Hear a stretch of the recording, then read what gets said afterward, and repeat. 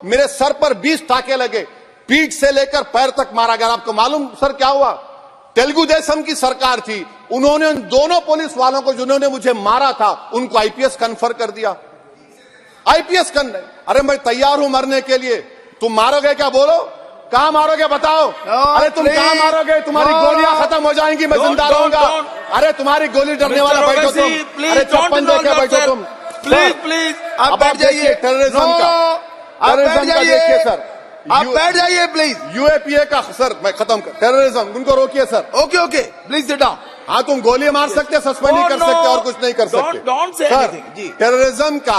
Terrorism का definition में आप देखिए, यूएपीए का सेक्शन 16 क्लॉज 113 में आ गया।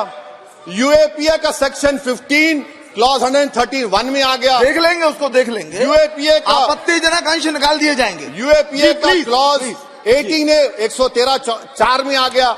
यूएपीए का क्लॉज 18 113(3) में आ गया।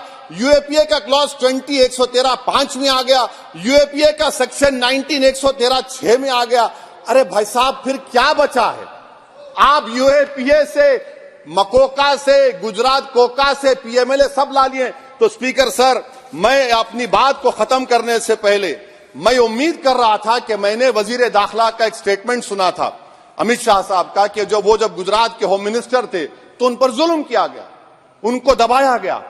मगर हम ये समझ रहे थे कि जिस शख्स पर नाइंसाफी हुई है, जो वो क्लेम कर रहे हैं, तो कम से कम वो दूसरों से नाइंसाफी तो नहीं करेंगे।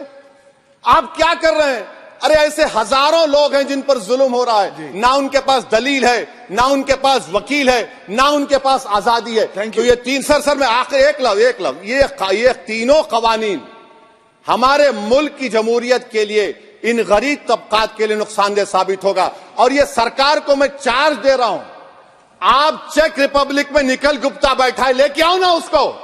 कुलभूषण यादव पाकिस्तान में बैठा है, लेके आओ ना। कतर में हमारे फौजी बैठे, लेके आओ ना उनको। अरे कहां तुम्हारी देशभक्ति है?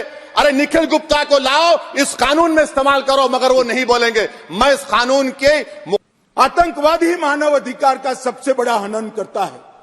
जो आतंकवाद फैलाता है, आतंकवादी कृत्य करता है, जिसका जो विक्टिम होता है, इसके मानव का अधिकार का हनन आतंकवादी कृत्य करने वाला व्यक्ति करता है और उसको कठोर से कठोर सजा मिलती है।